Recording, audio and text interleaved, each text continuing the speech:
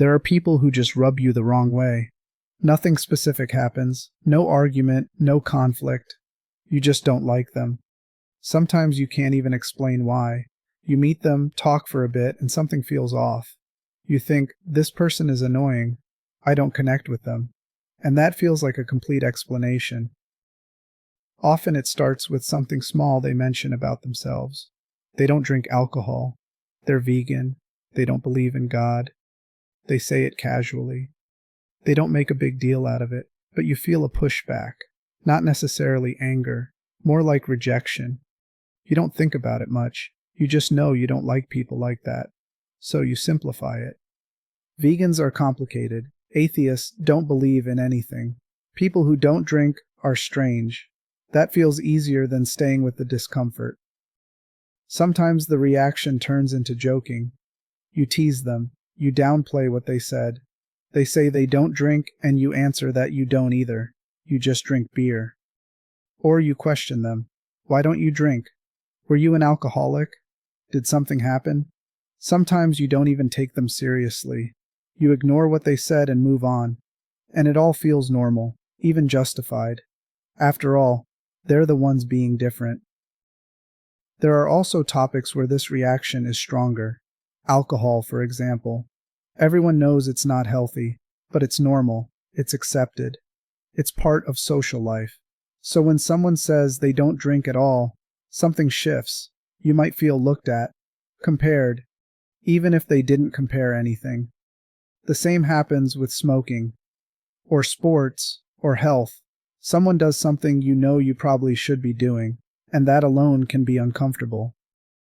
With other topics, it feels different. Veganism, for example.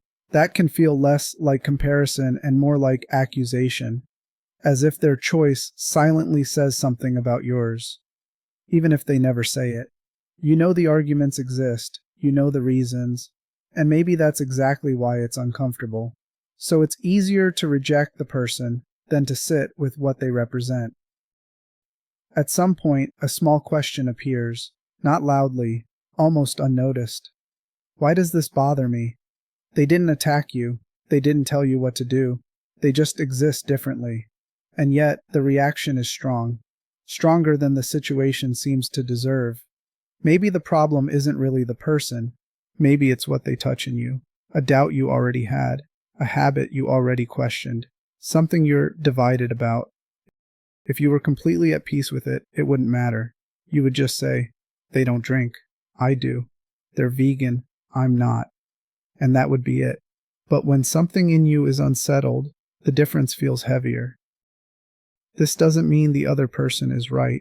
Sometimes values truly clash.